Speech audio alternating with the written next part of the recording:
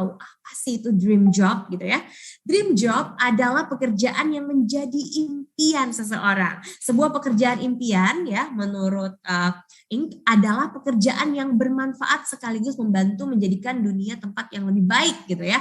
Jadi pekerjaan ini menawarkan banyak pengalaman baru bagi para pemuda. Hal itu membuat pemuda mencari jati diri dalam berbagai pekerjaan untuk mencapai pekerjaan atau bisa menggapai pekerjaan impiannya. Nah, kira-kira bagaimana sih kita bisa membangun personal branding yang baik gitu ya? Bagaimana kita juga bisa membuat surat lamaran yang menarik gitu ya di mata HRD? Bagaimana juga cara memaksimalkan diri kita dalam psikotes, dalam interview? Ya, seperti apa? Langsung saja nanti akan dikupas tuntas hari ini bersama dengan para panelis dari berbagai pihak. Jadi saya akan menyapa dulu ya teman-teman. Yang pertama di sini ada Kak Maya Susanti selaku Employer Branding Lead Telkom Indonesia. Halo, selamat siang Kak Maya. Halo, selamat siang semuanya. Oke, apa kabar Kak Maya? Sehat? Sehat, alhamdulillah. Semoga semuanya juga sehat ya. Amin. Siap Kak Maya. Wah, Kak Maya ini banyak sekali seperti insight yang ingin dibagikan dengan kita semua ya. Jadi teman-teman pastikan tetap fokus hingga akhir. Oke, thank you Kak Maya. Dan yang kedua kita juga akan menyapa di sini ada Kak Lydia Puspahati ya selaku talent manager dari Glints. Halo, selamat siang Kak Lydia. Halo, selamat siang. Ya, apa kabar Kak Lydia? Baik juga Kak? Baik, sehat dan semangat pastinya ya. Wah, ini pasti teman-teman juga udah banyak tahu ya dari Glints, mungkin pernah ada yang reach out teman-teman gitu ya untuk bekerja di company impian gitu ya. Oke, nanti kali dia juga pasti akan sharing seperti apa sih kriteria yang dicari mungkin dari Glints atau seperti apa seharusnya kita membuat CV dan lain sebagainya. Dan yang ketiga kita juga akan menyapa ada Kak Diah Berliana Ramadhani ya selaku content creator. Halo, selamat siang Kak Diah. Halo, siang. Wah, apa kabarnya Kak Dia? Sehat juga Kak? Alhamdulillah sehat. Wah, luar biasa pastinya sehat ya, karena semuanya bisa berkumpul hari ini. Thank you banget. Valid ya, survei yang kita lakukan kepada fresh graduate dan teman-teman mahasiswa. Sebenarnya kalau lu disuruh mau kerja tuh maunya yang kayak di mana sih gitu. Apa sih yang ke depan yang dipengenkan, yang dipengen banget gitu. Nah, kalau aku dari sini ya, I want a workplace yang bisa memberikan aku banyak professional training and development. Jadi kayak aku dapat certified employer branding professional. Mungkin nggak banyak orang di Indonesia ya. I don't know, tapi yang mungkin yang labelnya employer branding lead yang punya sertifikasinya ini cuma orang di Telkom. And one of them gitu ya. Kemudian aku pengen punya tempat kerja yang friendly work environment. Dalam artian di sini sebagai ibu beranak dua, I want WFH yang fleksibel gitu. Dan aku pengen yang tempat kerja yang embracing new technology gitu. Jadi bukan yang nggak mau beradaptasi gitu. Kita pakai teknologi yang apa sih sekarang gitu. Kita punya inovasi apa sih. Nah itu sih. Jadi please do define your dream job. Karena pasti berbeda banget setiap orang gitu. Kalau kalian fresh graduate mau ngejar karir, yang mungkin, aduh pokoknya fast growing gitu ya nggak apa-apa, masalah nggak sih Kak? Ya nggak dong, karena setiap orang pasti berbeda. Nah, karena aku sudah menikah dan punya anak gitu ya, what I want from my dream job itu adalah tadi yang aku sebutkan. Sekarang kalian mulai pertama kali banget cari tahu dulu nih, definisi dream job kalian tuh apa gitu. Nah, kalau udah tahu gitu ya, kenalin diri sendiri. Tanya ke teman atau keluarga yang tahu tentang kelebihan kita. Biasanya kita punya teman yang udah lama nggak ketemu sama kita gitu ya, teman kuliah nih, teman SMA. Kan dia tahu banget tentang kita ya. Coba kamu tanya, guys kamu kalau kenal Maya Susanti tuh menurut kamu siapa sih dia gitu. Itu tuh bisa banget membuat kita kayak, oh ternyata aku tuh kelebihannya di sini loh gitu. Setelah kamu tahu itu, kamu tahu dream job kamu tahu diri kamu sendiri, sekarang lakukan analisa SWOT-nya. Tulis, harus ditulis ya, karena itu penting. Kalau cuma diingat-ingat doang ya nggak akan ngaruh ya, tapi kalau ditulis, oh ternyata aku tuh, dan itu tuh bisa berubah terus berkala, lakukan selama 6 bulan sekali, 1 tahun sekali gitu. Dan fokus pada strength sama opportunity kita gitu, karena kalau kita cuma fokus pada, aduh Kak, tapi aku tuh pemalu, aduh Kak, ya nggak bisa gitu. Karena what we have to do, kita harus fokus ke strength kita. Terus nih, udah tahu nih, oh ternyata Kak aku tuh anaknya jago banget public speaking. Wah, berarti aku kalau mau cari kerja tuh yang nggak jauh-jauh dari komunikasi. Oke Kak, berarti tapi aku tuh bukan jurusan komunikasi, nggak apa-apa banget gitu. Tapi kamu harus tahu nih, oh ternyata kalau mau berkarir di dunia public relations misalnya, oh aku tuh harus tahu ini loh, aku harus banyak kenal media, aku harus bisa menulis, aku harus bisa creative thinking. Oh oke, tapi aku nggak bisa Kak sekarang. Nggak apa-apa, mulai belajar skill yang dibutuhkan.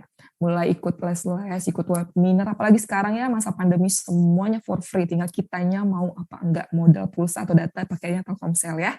Jadi everything you can do it from home ya, jadi gitu. Ini untuk mengetahui seperti apa sih, dan tadi kalau tanya mulai dari mana, mulai dari sini ya, ada 5 langkah ini. Jangan khawatir, nanti kalau mau PPT-nya aku bisa share. Selanjutnya yang kedua adalah building personal branding. Udah siap nih ya, kan tadi aku udah punya dream job-nya ini, aku udah tahu aku mau ngapain. Selanjutnya building yang personal branding gitu. Apa sih persona yang mau kalian tonjolkan? Ada banyak sih, tapi aku ambil salah satu contoh aja ya. Contohnya itu adalah ada 3 di sini. Misalnya ada satu, kita pengennya dikenal sebagai apa? Si jago public speaking, jago presentasi, jago MC, atau jago moderator, itu misalnya kita, gue banget Kak. Berarti kamu paling nggak memiliki interpersonal skill, bisa mencairkan suasana, siap tampil kapan aja. Nah, misalnya kayak Sela gitu, udah punya nih personanya gitu kan. Itu yang akan kamu jual gitu. Karena menurutku penting untuk fokus ya. Oke, misalnya let's say Sela tuh punya semua nih dari persona ini. Tapi tetap aja kamu harus fokus ke salah satu. Karena kalau kamu tiga-tiganya tuh nggak akan bisa kepegang gitu. Remember juggling balls at the same time, not everyone can do it. People can do it, but not everyone. Jadi kalau kamu ngerasa aku nggak bisa Kak, kalau banyak aku harusnya fokus ya, nggak apa-apa. Berarti kamu tonjolkan salah satu. Tapi mungkin aja kamu si kreatif dan inovatif ya, yang bisa jago desain, bikin event, punya ide out of box, dan orangnya organized, super organized, dan attention to detail. Ya berarti kamu bisa dikenal sebagai orang yang kreatif dan inovatif. Misalnya nanti salah satunya adalah Kak Diah ya, sebagai konten kreator. Bisa nggak sih Kak? Oh bisa banget gitu. Kamu berarti masuk ke di sini. Misalnya nih teman-teman kayak Syala bisa public speaking, itu bisa dimasukkan teman-teman ke LinkedIn teman-teman, atau misalnya ke CV teman-teman. Jadi orang-orang tuh tahu skill yang teman-teman punya tuh apa aja gitu. Lalu karir yang dituju, masukkan skills yang relevan dengan karir yang kamu tuju. Jangan sampai nih teman-teman, ketika teman-teman apply untuk misalnya nih HR atau misalnya talent manager, tapi di skills teman-teman itu malah tentang Adobe Photoshop, tentang graphic designer, itu kan nggak relevan ya. Jadi jangan sampai ketika kalian sudah apply, ternyata skills dan yang kalian tuju itu tinggal jalan atau nggak align. Lalu yang ketiga, pastikan kamu tuh menguasai skill yang kamu masukkan. Karena recruiter tuh pasti akan menanyakan hal itu sebelum interview dengan user gitu. Jadi recruiter tuh pasti akan menanyakan skill yang kamu masukkan itu sudah berapa lama kamu menguasai skill tersebut. Atau misalnya teman-teman nih punya prestasi apa aja dalam skill tersebut, pasti itu akan ditanyakan. Jadi pastikan nih skill-skill yang dimasukkan itu sesuai dengan skills yang teman-teman punya. Lalu, aku akan membahas mungkin ke kurikulum vitae ya, karena ini sering sekali ditanyakan. Jadi kurikulum vitae itu ada dua macam. Sorry teman-teman, aku rada sakit. Oke. Jadi untuk konten dari CV atau resume itu tersebut, ada CV itu ada atau resume ada dua. Ada yang ATS friendly, ada yang kreatif gitu. Sekarang aku membahas yang ATS friendly dulu atau yang formal. Jadi isinya tuh ada nama, kontak, email, nomor HP atau LinkedIn. Kalau misal teman-teman nggak punya LinkedIn juga nggak apa-apa, nggak usah dimasukin. Yang penting adalah email dan nomor HP. Karena dari situlah seorang recruiter bisa dapat meng-reach out atau mengkontak teman-teman. Lalu ada pendidikan, cukup masukkan pendidikan terakhir saja, nggak usah sampai TK atau SD, SMP gitu. Cukup yang waktu teman-teman kuliah, SMA atau sampai kuliah, itu dimasukkan. Lalu ada pengalaman. Pengalaman ini biasanya kan orang-orang nih kayak banyak banget nih pengalamannya. Tapi yang seharusnya dimasukkan itu yang paling terbaru aja. Misalnya kayak 3 atau 4 yang paling terbaru, nggak apa-apa dimasukkan. Nggak usah semua langsung dimasukkan ya teman-teman. Terus dimasukkan juga pekerjaannya apa, pernah ikut organisasi apa aja, atau misalnya pernah volunteer di mana, atau internship di mana, itu boleh dimasukkan. Lalu skill set. Nah, misalnya nih, kayak seorang social media specialist itu butuh soal graphic design, social media marketing, dan selebihnya. Itu boleh dimasukkan teman-teman. Semisal teman-teman pengen apply ke social media specialist. Atau semisal teman-teman pengen jadi talent manager juga di Glints, teman-teman bisa masukkan kayak paham soal recruiting atau planning gitu. Itu boleh dimasukkan. Lalu untuk yang CV kreatif mungkin sama sih, ada nama, deskripsi diri itu boleh dimasukkan. Sebenarnya untuk ETS friendly itu juga nggak apa-apa untuk deskripsi diri dimasukkan, tapi tidak usah yang terlalu panjang atau terlalu deskriptif banget gitu, yang singkat aja. Lalu kontak, email, nomor HP, dan LinkedIn. Jika tidak punya LinkedIn nggak apa-apa, tapi misalnya kalau punya lebih bagus ya. Ada pendidikan terakhir, pengalaman, skill set, serta yang paling penting tuh bahasa. Banyak orang yang tidak memasukkan bahasa, sebenarnya tuh opsional sih, mau dimasukkan nggak apa-apa, tidak dimasukkan nggak apa-apa, tapi lebih baik dimasukkan. Misalnya teman-teman bisa nih bahasa Inggris atau bahasa, misalnya nih yang jarang banget, ketika aku recruiting, itu aku pernah disuruh nyari orang yang bisa bahasa Jepang. Kan jarang banget nih ada orang yang memasukkan bahasa Jepang dalam CV mereka, tapi ada aja sih yang masukin. Nah itu teman-teman boleh banget kalau semisal teman-teman punya certification atau lisensi dalam bahasa tersebut, misalnya nih ada yang ngambil sertifikat bahasa Jepang atau bahasa Spanyol misalnya, itu nggak apa-apa teman-teman, bisa dimasukkan aja ke CV kalian. Nah ini contoh CV yang aku pakai, yang sebelah kiri yang warna putihan aja, itu yang CV yang aku pakai ketika aku apply di Glints yang sampai ngebawa aku di tempat aku sekarang. CV-nya nggak banyak, nggak heboh ya, nggak ada editan apa-apa, cuma putihan aja. Karena ini ETS friendly, jadi memang tidak boleh ada warna atau misalnya ada kayak icon-icon gitu, itu saran saya nggak usah ya dimasukkan, karena kalau ETS friendly memang dia itu dan jangan juga dalam PDF, karena kebanyakan ETS tracking system itu nggak bisa pakai PDF, jadi kebanyakan cuma DHX aja atau misalnya Microsoft Office aja gitu. Nah, yang sebelah kanan itu CV yang aku dulu pakai untuk marketing, atau aku apply ketika aku dapat pekerjaan pertama aku sebagai asisten desainer di local brand, aku pakai CV yang sebelah kanan.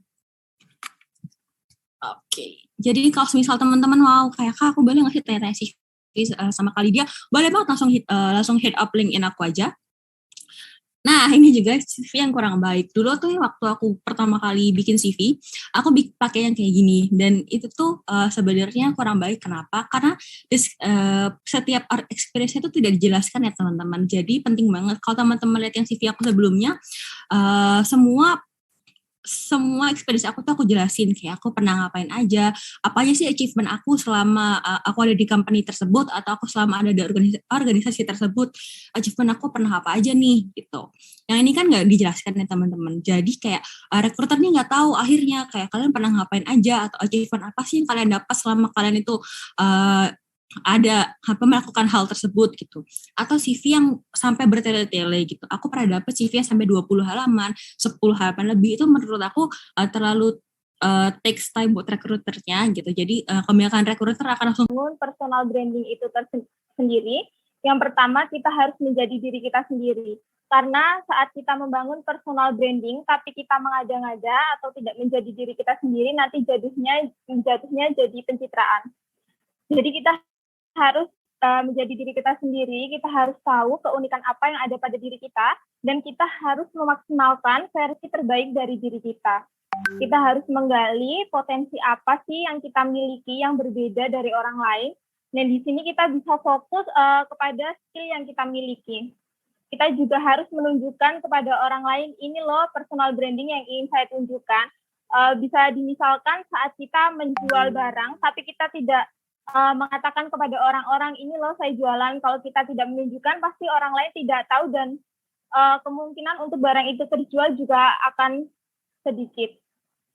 Nah, dari sini kita bisa memanfaatkan sosial media kita untuk menunjukkan personal branding kita. Ini untuk bisa memperluas relasi untuk mendapatkan informasi. Contohnya, mencari informasi lowongan pekerjaan dari sosial media seperti Instagram, atau bahkan dari orang-orang yang kita kenal dari sosial media itu tersendiri. Karena saat kita mendapatkan informasi lowongan pekerjaan dari seseorang yang memiliki posisi di salah satu perusahaan, itu pasti akan menjadi poin plus bagi kita di mata HRD. Selain itu, ini juga bisa kita sampaikan dari mulut ke mulut. Contohnya, kita kan menunjukkan skill atau kemampuan yang kita miliki. Ini bisa membantu orang lain, dan saat orang lain itu merasa terbantu oleh kita, orang-orang tersebut akan menyampaikan kepada orang yang lain lagi mengenai potensi yang kita miliki, sehingga semakin banyak orang yang mengetahui dan mengenal kita dengan personal branding yang ingin kita tunjukkan tersebut. Maka dari itu kita harus konsisten dan harus sesuai apa sih yang ingin kita tunjukkan itu, kita harus lakukan itu pada kehidupan kita. Jadi tidak hanya mengada-ngada. Nah, selain dari action atau tindakan secara langsung, kita juga harus aktif atau konsisten untuk mensugesti diri kita mengenai hal-hal yang positif. Karena sebenarnya alam bawah sadar kita ini lebih banyak mengontrol diri kita daripada alam sadar kita. Yang selanjutnya, di sini saat kita melamar pekerjaan, kita pasti membutuhkan CV. Nah, untuk CV sendiri lebih baik jika kita mencantumkan foto, supaya saat rekruter membaca CV kita, ini beliau juga sudah mengetahui, oh ternyata dia Beli itu orangnya seperti ini. Nah, sebenarnya foto di CV ini tidak melulu harus foto personal seperti foto KTP. Kalian bisa menggunakan foto semi formal atau bahkan foto yang menggambarkan diri kalian. Contohnya bisa menggunakan foto saat kalian menggunakan kebaya atau yang lain. Jadi saya sebenarnya tahunya juga kalau foto untuk CV itu foto formal. Tapi saat saya berada di D3 dulu untuk pembekalan soft skill, psikolog yang mengampu mengatakan bahwa foto lebih baik menggunakan foto apa adanya. Yang penting jangan foto selfie. Nah, lalu pada CV ini pasti akan mencantumkan biodata termasuk email. Nah, di sini ada contoh email yang bagus dan email yang bisa dibilang alay. Nah, saat kita mengirimkan surat lamaran melalui email dan ternyata email kita bisa dibilang alay, pasti HRD akan berpikir ulang, langsung berpikir, oh ternyata orang ini seperti ini, bagaimana kalau dia memasuki dunia kerja.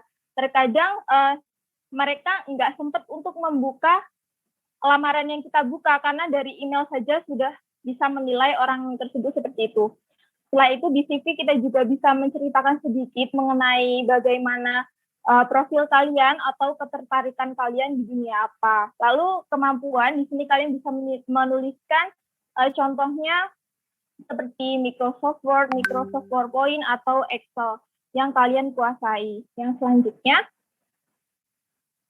nah di sini ada sedikit contoh. Nah di sini di bawah nama saya mencantumkan beberapa hal mengenai diri saya, ini supaya HRD tahu bahwa saya merupakan orang yang seperti ini. Tapi saat kita mencantumkan sesuatu di CV, kita harus menyesuaikan apa yang kita cantumkan benar-benar sesuai dengan diri kita. Jadi tidak